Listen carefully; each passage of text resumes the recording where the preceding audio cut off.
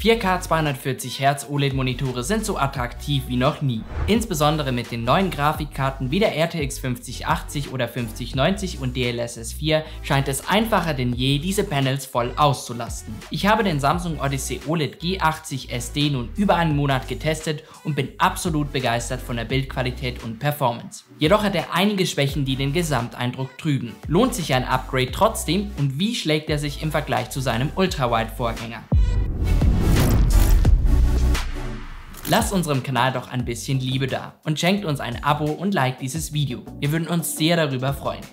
Samsungs 4K 240 Hz OLED G80 SD bietet ein schlichtes, äußerst schickes Design, das nicht nach Gaming schreit. Der Standfuß bzw. die Platte ist aus Aluminium und der Rest aus Plastik. Er fühlt sich hochwertig an und braucht im Vergleich zu anderen Standfüßen deutlich weniger Platz auf dem Tisch. Der Monitor wackelt jedoch ein bisschen, steht aber insgesamt stabil. Mit dem Standfuß kann der Monitor nicht nur im Winkel und in der Höhe angepasst werden, sondern auch vertikal gedreht werden. Auf der Rückseite befindet sich wieder das bereits vom Vorgänger bekannte Core-Light, bei dem du aus diversen Voreinstellungen und Farben auswählen kannst. Es wird nicht besonders hell und ist eigentlich nur in richtig dunkler Umgebung gut sichtbar. Weiter unten befinden sich zwei USB 3.0 Anschlüsse sowie ein USB Typ B Anschluss, um die Hubs mit dem PC zu verbinden. Leider kein Typ C. Ein Laptop anzuschließen und gleichzeitig zu laden ist mit dem Monitor also nicht möglich. Wirklich schade.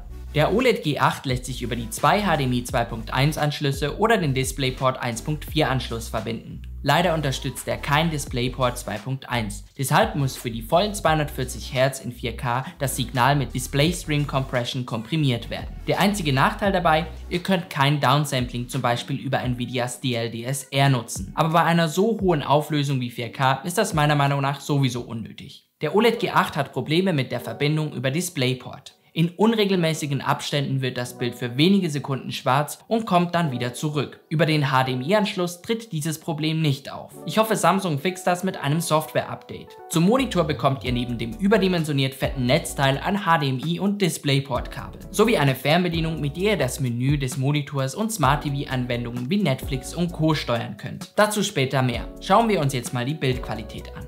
Das 32 Zoll große 3rd Gen Quantum Dot OLED Panel kommt mit einer 4K Auflösung und 240 Hz Bildwiederholungsrate. Der OLED G8 besitzt also das gleiche Panel wie alle anderen 32 Zoll 4K Quantum Dot OLED Monitore. Die 4K Auflösung ist definitiv ein Upgrade im Vergleich zu meinem alten 1440p Quantum Dot OLED Monitor. Vor allem Text sieht um einiges schärfer aus, sodass man bei normalem Sitzabstand keine Pixel mehr sehen kann. Aber auch Games profitieren von der Auflösung. Dazu kommen wir aber später noch. Die Farbsäume, die aufgrund der Pixelanordnung von Quantum Dot OLED Panels auftreten, sind ebenfalls reduziert, obwohl mich das nie wirklich gestört hat. Da Burn-In auch bei der dritten Generation von Quantum Dot OLED Panels ein Risiko darstellt, hat Samsung ein passives Kühlsystem eingebaut. Dadurch besitzt der OLED G8 keine Lüfter und gibt im Betrieb keine Geräusche ab. Zusätzlich hat Samsung eine automatische Logo-Dimming-Funktion eingebaut. Diese reduziert die Helligkeit von statischen Objekten auf dem Monitor. Auch eine Pixel-Auffrischungsfunktion ist mit an Bord. Da ich mit meinem alten Quantum Dot OLED Monitor nach über 2 Jahren Nutzung kein Burn-In feststellen kann, würde ich mir auch bei diesem Monitor keine großen Sorgen machen. Das Risiko besteht aber weiterhin. Zum Glück ist Burn-In in der 2-jährigen Garantie inbegriffen. Samsungs High-End-Monitor hat eine matte Beschichtung, die erstaunlich effizient Reflexion verhindert. Im Unterschied zum Odyssey OLED G8 bietet die matte Beschichtung einige Vorteile, aber leider auch Nachteile. Im Vergleich zu anderen Monitoren mit matter Oberfläche ist Samsungs Beschichtung definitiv effektiver im Verhindern von Reflexion. Besonders am Tag kann das wirklich nützlich sein. Matte Beschichtungen haben bekanntermaßen die Eigenschaft, vor allem bei weißen Flächen das Bild körnig und verwaschen erscheinen zu lassen. Ich kann Entwarnung geben, der OLED G8 hat dieses Problem nicht. Zumindest fällt es mir nicht auf. Doch die Brillanz des Panels leidet trotzdem leicht. Das ist schwierig zu beschreiben, aber Samsungs erster Quantum Dot OLED Monitor mit Glossy Bildschirm wirkt im Vergleich einfach etwas klarer und lebendiger. Es ist aber kein großer Unterschied. Die matte Beschichtung erhöht jedoch den sichtbaren Schwarzwert bei Umgebungslicht. Dadurch sinkt der Kontrast leider deutlich. Sobald man den Monitor jedoch in einem dunklen Raum nutzt, merkt man die matte Beschichtung nicht mehr. Der unendliche Kontrast und die unglaublich lebendigen und gesättigten Farben beeindrucken dann umso mehr. Mit einer Spitzenhelligkeit von fast 1000 Nits wirken HDR-Inhalte vor allem in der Nacht unglaublich immersiv. Der große Nachteil von OLED-Monitoren ist die HDR-Helligkeit bei größeren hellen Flächen. Bei einem Fenster mit 2% der Bildfläche schafft das Panel 1000 Nits, aber nur schon bei einem 10% Fenster sinkt die Helligkeit um mehr als das Doppelte auf ca. 470 Nits. Dadurch wirken HDR-Szenen mit größeren hellen Flächen wie zum Beispiel Schnee weniger beeindruckend und lebendig. Aktuelle OLED-Fernseher schaffen da im Vergleich mit 1400 Nits bis zu 1000 Nits mehr. Trotzdem ist die HDR-Darstellung des OLED G8 einfach überragend, insbesondere in einem dunklen Raum. Es gibt momentan einfach keine bessere Technologie auf dem Markt. Jedoch hat sich seit der ersten Generation an Quantum Dot OLED Panels in dieser Hinsicht nichts verbessert. Auch schon der Odyssey OLED G8 schaffte die gleichen Helligkeiten. Das ist alles Kritik auf höchstem Niveau, sollte aber beim Kauf berücksichtigt werden. Im SDR-Modus wird der OLED G8 über die ganze Bildfläche gemessen 250 Nits hell. Das ist für die meisten Fälle ausreichend. Bei direkter Sonneneinstrahlung oder einem Raum, bei dem das Umgebungslicht nicht kontrolliert werden kann, kann es jedoch durchaus knapp werden. Ich habe leider nicht die Werkzeuge, den Monitor auf die Farbgenauigkeit zu testen. Lasst also ein Abo da, dass sowas in Zukunft vielleicht möglich wird. Jedoch attestieren diverse Testberichte dem OLED G8 okayige Farbgenauigkeit. Andere Modelle mit dem gleichen Panel performen im Schnitt besser. In meinem täglichen Gebrauch ist mir das aber nie negativ aufgefallen. Zumindest nicht mit den richtigen Settings. Leider hat der Monitor die schlimmsten Voreinstellungen aktiviert, die man sich nur vorstellen kann. Um das volle Potenzial des Monitors auszuschöpfen, solltest du diese Einstellungen unbedingt ändern. Drücke auf der Fernbedienung lange auf den Play-Pause-Knopf. Bei den Spielgenres musst du entweder Echo oder Standard auswählen. Wenn du das nicht machst, dann speichert der OLED G8 die gleichen Einstellungen für den HDR-Modus wie den SDR-Modus. Und glaub mir, das willst du nicht. Beginnen wir mit dem SDR-Modus. Weiter rechts kannst du das Einstellungsmenü öffnen. Geh ganz nach oben und wähle die Experteneinstellungen aus. Dort kannst du als erstes die Farbe auf 25 stellen. Beim Echo-Modus sollte das bereits voreingestellt sein. Die Helligkeit kannst du an deine Vorlieben anpassen. Weiter unten solltest du unbedingt die Kontrastverbesserung ausschalten. Um den hässlichen Blaustich loszuwerden, wähle beim Farbton warm 1 oder natürlich aus.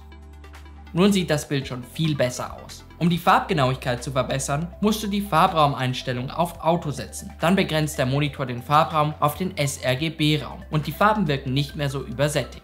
Die letzte Einstellung ist VRR Control. OLED-Panels haben den Nachteil, dass sie bei fast schwarzen Flächen und eingestellten VRR flackern können. Diese Einstellung verhindert das, bringt aber eine heftige Eingabeverzögerung von 20 Millisekunden mit sich. Wenn du das also nicht willst, stelle VRR Control auf Aus. Falls dich das Flackern jedoch zu fest stört, kannst du VRR Control eingestellt lassen.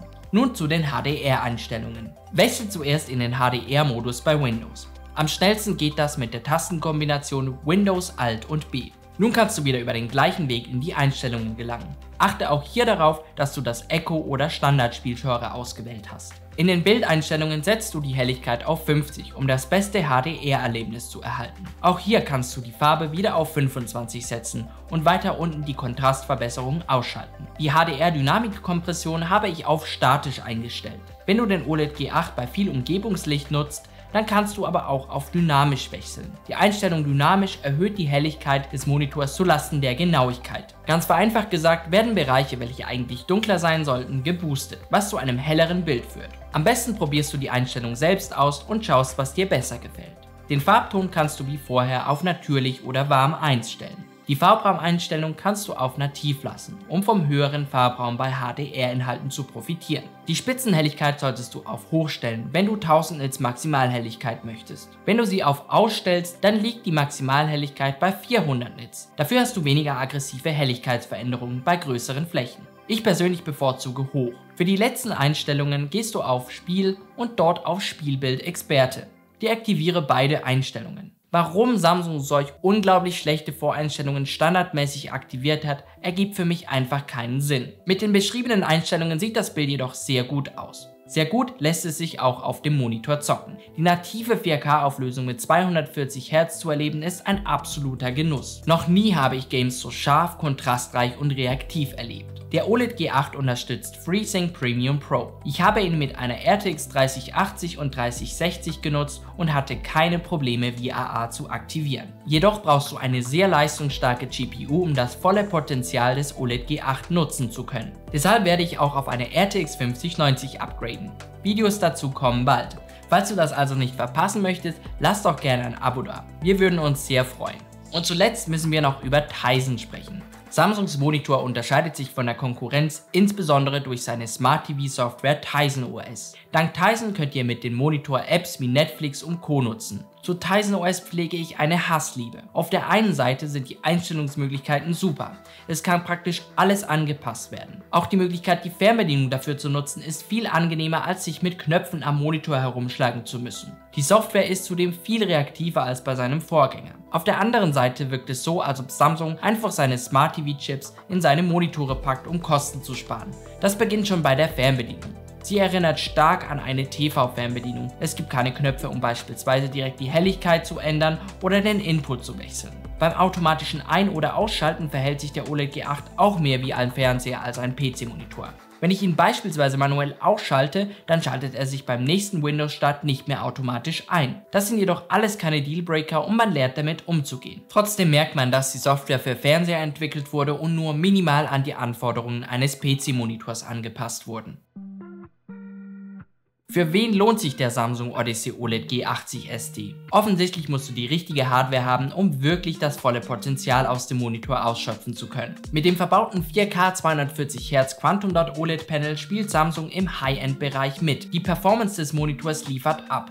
Er ist schnell, hat tolle Farben und einen unglaublichen Kontrast. Samsung ist es zudem gelungen, eine matte Beschichtung zu entwickeln, die effektiv Reflexionen verhindert, aber die Bildqualität nur minimal beeinflusst. Auch das Design gefällt mir sehr gut und schreit zur Abwechslung mal nicht nach Gamer.